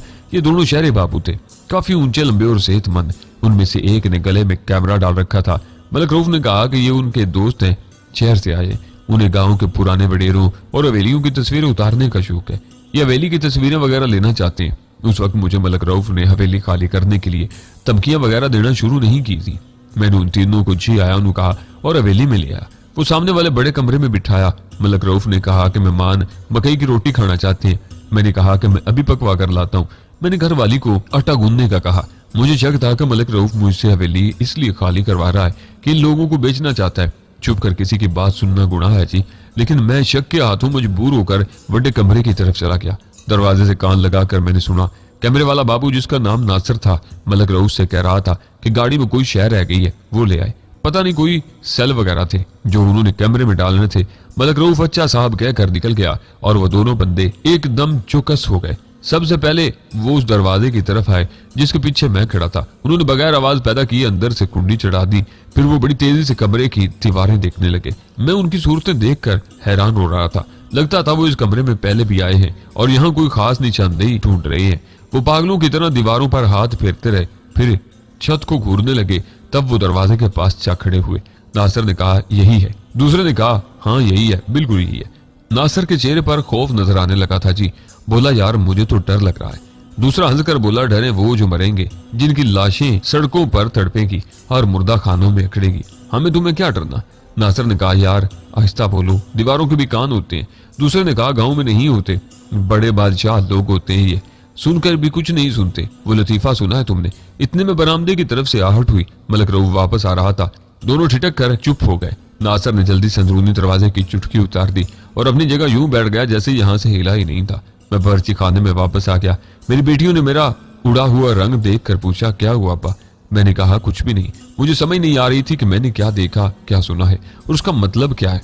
डरे वो जिनकी लाशें सड़कों पर तड़पेंगी और मुर्दा खानों में अकड़ेंगी। वो दोनों शहरी बाबू तो थोड़ी देर के लिए रुके और तस्वीरें वगैरह उतार कर वापस चले गए, लेकिन मुझे सोचों के डूंगे समंदर में फेंक गए। पता नहीं वो क्या बात कर गए थे जी। 4-5 रोज ठहर कर मैंने सब कुछ रब्त वकली छोड़ दिया। बस इतना किया कि उस कमरे को ताला लगा दिया जिसमें वो दोनों बाबू कुछ ढूंढते रहे थे। आपने बरामदे के पास वो ताले वाला कमरा देखा ही होगा। उस दिन से आज तक वो उसी तरह बंद है। मैं तो अल्लाह की जात पर भरोसा रखने वाला बंदा हूँ जी। जब तक वो सोना रब न चाहे, कोई चोर डाकू या जिन्न से बंदे का कुछ नहीं बिगाड़ सकता। जिन्नू अल्लाह रखे उन्नू कौन चखे। पिछले दिनों एक अल्लाह वाले से 2 तावीज करवा कर मैंने दरवाजे से बांध दिए थे। जहां अल्लाह का नाम हो वहां खैर ही खैर होती है। बूढ़े अता मोहम्मद की बातें मुझे अपने साथ बहाकर कहीं से कहीं ले जा रही थी। अगर उसकी बात दुरुस्त थी और मलक रऊफ उसे हवेली से निकालने के लिए कोशिशें कर रहा था, तो ये चक्कर वाकई गहरा होता जा रहा था। मेरा ध्यान कारबीन और कारबीन के बावे की तरफ जा रहा था। बाबा आगा कादर जमान का मुखबर था और ये इलाका आगा कादर जमान की जागीर से ज्यादा दूर भी नहीं था। कहीं ऐसा तो नहीं था कि इस मामले का ताल्लुक बराह रास्त आगा कादर जमान से हो। आगा कादर जमान बुराई का एक तनावर दरख्त था जिससे जुराइम की बेशुमार शाखें फूटती थी। ये दरख्त इतना घना था कि उसके नीचे कोई और पौधा परवान नहीं चढ़ सकता था। न जाने क्यों मेरा दिल गवाही देने लगा था कि इस खस्ताहाल देहाती मकान में कोई गड़बड़ है या होने वाली है, तो इसका ताल्लुक आगा कादर जमान से होगा। अभी उस्ताद कारबीन अपने गुमाश्तों के साथ यहाँ से रफू चक्कर नहीं हुआ था। मैं चाहता तो उसे रोककर उसे मसले पर पूछगिछ कर सकता था, कुछ अंदाजा हो सकता था। कम अज कम यही पता चलता कि वो यहाँ सिर्फ रात गुजारने के लिए घुसे थे या किसी साजिश को परवान चढ़ाने के लिए। कारबीन वगैरह चाहे कुछ भी समझ रहे थे, लेकिन यह हकीकत थी कि मैं यहाँ आ तो गया था। अगर कारबीन के साथ ही अपने हिचकिचाहट को खैर बात कह देते और मेरे मुकाबले आ जाते तो लेने के देने पड़ सकते थे। बेहतर यही था कि उस वक्त उन पर और रोब न गांठा जाए और वो यहाँ से खिसक रहे हैं तो उन्हें खिसकने दिया जाए। इस मामले की टोप बाद में भी लगाई जा सकती थी। उस वक्त मेरे सामने असल टारगेट अहमद रज्जाल शाही था। मुझे लतिया गली पहुंचना था। जल्द से जल्द अलफरदोस में अपना कमरा आबाद करना था। उस्ताद कारबीन और उसके साथी अपने रेसी तांगे सफेद घोड़ी पर बैठकर निकल गए तो मैंने अता मोहम्मद को तसल्ली दी और खुद भी अपनी गाड़ी की तरफ बढ़ गया।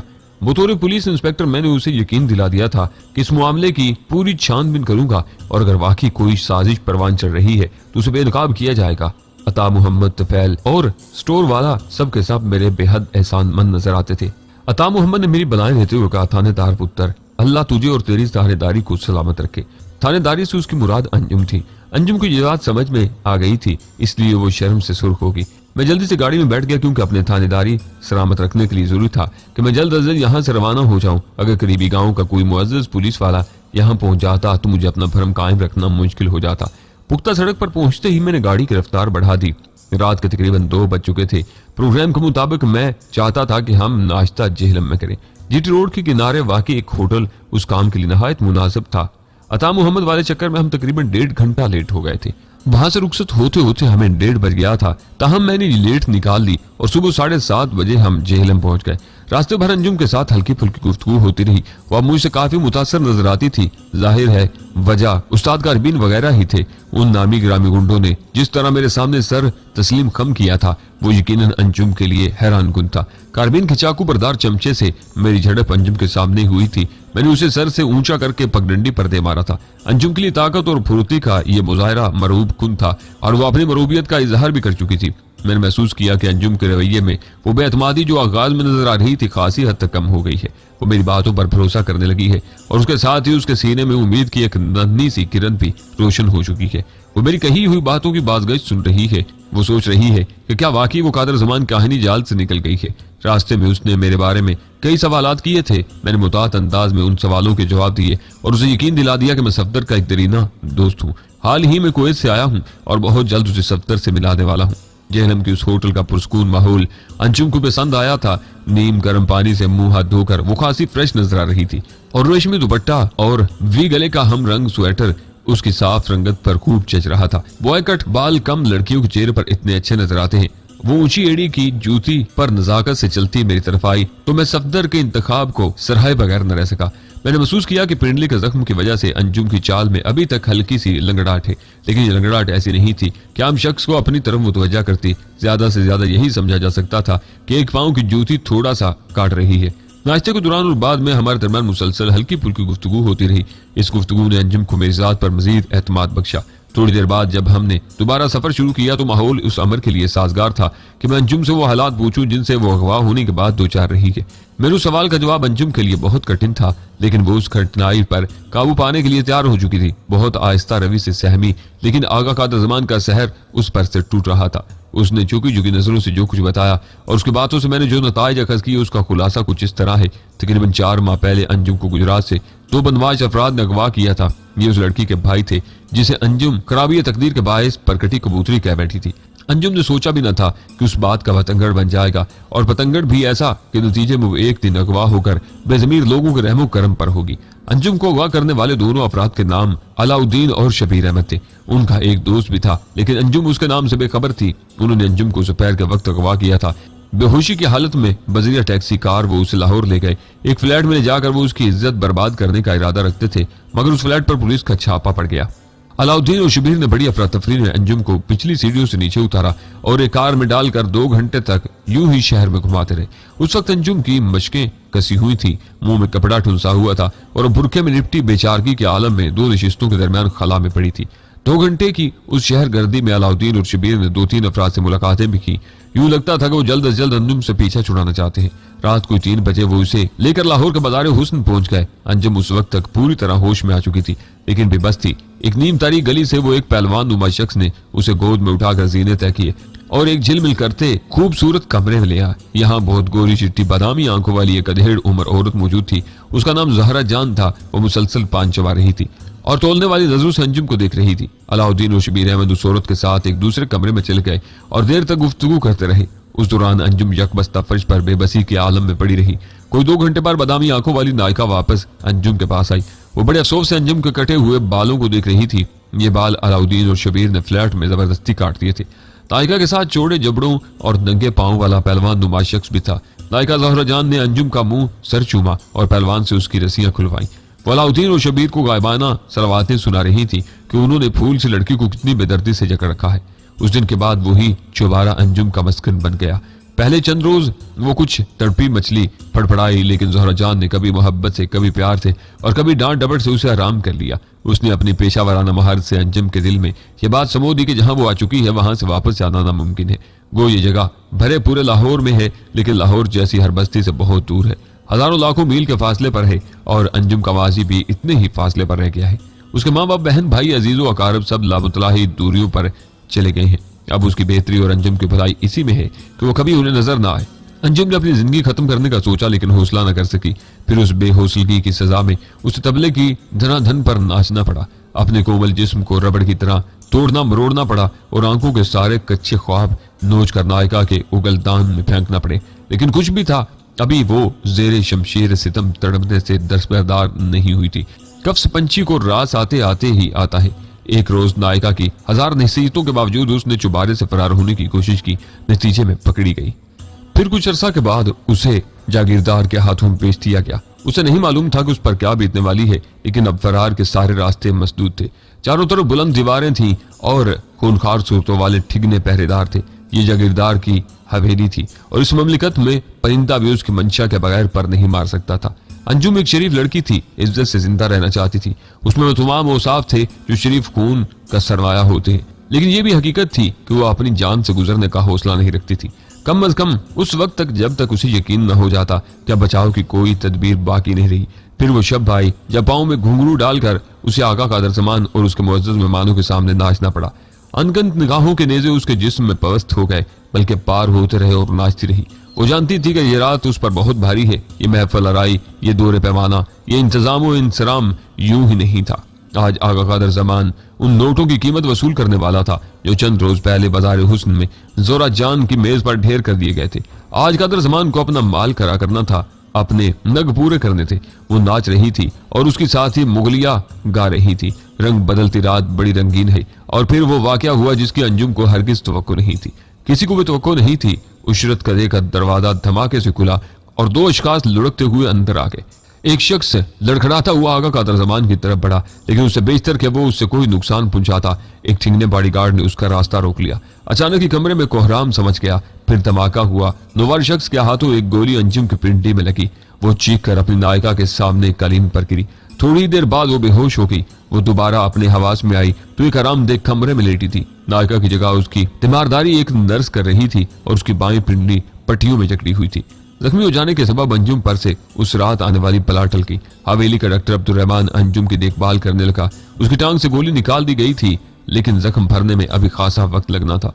अंजुम गायबाना तौर पर उस शख्स की शुक्रगुजार थी जिसने उस रात उसके जिस्म में गोली उतारी और उस जहर से उसे बचा लिया जो जिल्लत बनकर उसके रगो पैर में तोड़ने वाला था। अब 1 हफ्ते से अंजुम मुकम्मल तौर पर सेहतियाब हो चुकी थी। बस मामूली सी लंगड़ाहट बाकी रह गई थी। अपनी हालत की बेहतरी का एहसास अंजुम के लिए सुहाने रूह था। वो जानती थी कि उसकी मिसाल कुर्बानी कुछ जानवर सी है जिसकी बीमारी उसकी जिंदगी की सामन होती है। वो लम्हा खौफ के अथाह समंदर में डूब रही थी। एक बार फिर हालात ने पलटा खाया और मैंने उसे उस अहम मुहिम के लिए मुंतखब करके हवेली से निकाल लिया। अब मेरी समझ में आ रहा था कि कल रात जब मैंने कादर जमान से अंजुम को मांगा था तो उसका चेहरा क्यों उतर गया था। उसकी हालत उस शख्स जैसी हो गई थी जिसके मुंह से उसका नवाला छीन लिया गया हो। ताहम एक बड़े मकसद की खातिर उसने एक छोटी सी अयाशी को त्याग दिया था और अंजुम को मेरे साथ रवाना कर दिया था। ये जानकर मुझे बेनाम मुसरत का एहसास हुआ कि अनजाने में सही, लेकिन मैंने दोबारा अंजुम की इज्जत को दागदार होने से बचाया है। पहली बार वो मेरी गोली से जख्मी हुई और दूसरी बार जब फिर उस पर हवस कार राल टपका रहे थे, मैं उसे कफस से उड़ाकर खुली फिजाओं में ले आया था। अंजुम को अभी तक मालूम नहीं था कि हवेली के मेहमान खाने में उसे मेरे ही हाथों गोली लगी थी। मैंने फिलहाल उसे ये बताना मुनासिब भी नहीं समझा था। बातों के दौरान हमारा सफर तय हो रहा था। जैसे शब रोज के झमेलों में जिंदगी चुपके चुपके तय होती जाती है। जिस वक्त हम मरी हिल से गुजरने के बाद नथिया गली में दाखिल हुए, हम दोनों के दरमियान अजनबियत और तकल्लुफ के बहुत से पर्दे एक एक करके उठ चुके थे। वो मुझे अपना मुखलिस साथी और गम गुसार समझ रही थी और ये तवक्को भी कर रही थी कि हो सकता है कि मैं उसे इस दलदल से निकालने में कामयाब हो जाऊं, और ये कोई ऐसी न पूरी होने वाली आस भी नहीं थी। देखा जाता तो अंजुम उस दलदल से निकल चुकी थी।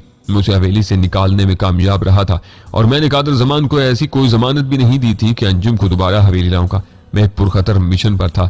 मुझे एक नीम सरकारी ओहदेदार को कत्ल करना था। उस कोशिश में मुझे या अंजुम को कोई भी हादसा पेश आ सकता था। हम मर सकते थे, अगवा हो सकते थे, किसी गोली या तेज धार आले का शिकार होकर किसी नदी नाले में बह सकते थे। यानी मैं अंजुम को हवेली वापस लेकर ना चाहता तो इसका जवाब फराम करने के लिए मेरे पास 100 दलीलें थी। अब आ जाके तस्वीरों वाला मसला रह जाता था जो अंजुम के बकौल लाहौर के बाजार हुस्न में उतारी गई थी और नायिका ज़ोहरा जान के पास महफूज थी। वो तस्वीरें अंजुम के लिए मुसीबत का बाइस बन सकती थी, लेकिन ये उसी सूरत में होता जब अंजुम ज़ोहरा जान या कादर जमान से बगावत करती या उन्हें दगा देती। मैंने अंजुम को उस तरह उस चक्कर से निकालना था जैसे मक्खन से बाल। मेरे लिए कोई ऐसी सूरत हाल पैदा करना मुश्किल नहीं था कि नायिका ज़ोहरा जान अंजुम को मुर्दा तसव्वुर कर लेती या उसकी गुमशुदगी को हादसा जानकर हमेशा के लिए फरामोश कर देती। मैं ख्यालों के ताने बाने में उलझा रहा और हमारी मंजिल नजदीक आ गई। मैंने अंजुम के एक बार फिर अहम हदायत ज़हन नशीन करवाई और उसे पेश आमदा हालात के लिए पूरी तरह तैयार कर दिया। इस मरतबा मुझे अल-फरदौस में बासानी दाखिला मिल गया। मेरा कमरा पहले से बुक था। बड़ी तरह दार जगह थी। ये दूसरी मंजिल का एक सजा सजा स्वीट था। एक बेड, एक सिटिंग रूम, अटैच्ड बाथ और शानदार बालकोनी जहां संगे मरमर के गमले धरे थे और उनमें गुलाब के फूल महक रहे थे। अकब से एक धुली धुलाई शफाफ सड़क गुजरती थी जिसके दोनों किनारों पर चीड़ और अखरोट के दरख्त पहरेदारों की मानद खड़े थे। यह फरदोस की ही सड़क थी और एक नीम दायरे की शक्ल में पूरी तफरीक गाह का अहाता करती थी। उस सड़क के पार फलदार दरख्तों की कितारें थी। चेरी, खुबानी वगैरह के पेड़ साफ नजर आ रहे थे। उससे आगे पहाड़ों और वादियों का वसी और अरीज सिलसिला फैला हुआ था। उनमें सबसे नुमाया मीरा जानी की चोटी थी। किसी नोखेज सरकश हसीना की तरह वो अपने बुलंदोपस्त नुमाया किए ठसे से खड़ी थी और हर आंख को दावते नजारा दे रही थी। हमें ये सारे मनाजर उस 5 फुट की खिड़की से नजर आ रहे थे जो कमरे के मशरकी रुख पर खुलती थी। अंजुम ने कमरे को नाकदाना नजरों से देखते हुए कहा, अच्छा कमरा है। मैंने खिड़की से बाहर झांकते हुए कहा, अगर बाहर देखते रहो तो कमरा और भी अच्छा लगता है। वो मेरी बात पर मुस्कुराने लगी और खिड़की में आकर बाहर का नजारा करने लगी। अब दोपहर हो चुकी थी। पहाड़ों की शाम तेजी से अपने साए फैला रही थी। सबसे से घिरी हुई चमकदार सड़क पर अल-फरदौस के खूबसूरत और खुश लिबास रहायशी चहलकदमी में मसरूफ थे। कोई जॉगिंग कर रहा था, कोई बच्चा गाड़ी धकेल रहा था, कोई यूं ही अकेला मस्ती में मसरूफ था। मैं सोचने लगा शायद इसी सड़क पर रजाल साहिब साहब की भी दीद हो जाए। अचानक एक आवाज ने मुझे चौंका दिया। ये आवाज मुझे बाएं जानब कोई 5 मीटर की दूरी से सुनाई दी थी। भारी भरकम बारों मर्दाना आवाज। मैं बेसाख्ता खिड़की सर निकालने पर मजबूर हो गया। जरा आगे झुककर बाएं तरफ देखा तो दीदे फटे के फटे रह गए। जिस शख्स को मैं सामने सड़क पर देख रहा था वो मेरे बिल्कुल करीब मौजूद था। बाएं जानब एक कमरा छोड़कर वो एक खिड़की में खड़ा था और किसी से बातें कर रहा था। मेरी मुराद अहमद रजाल शाही से है।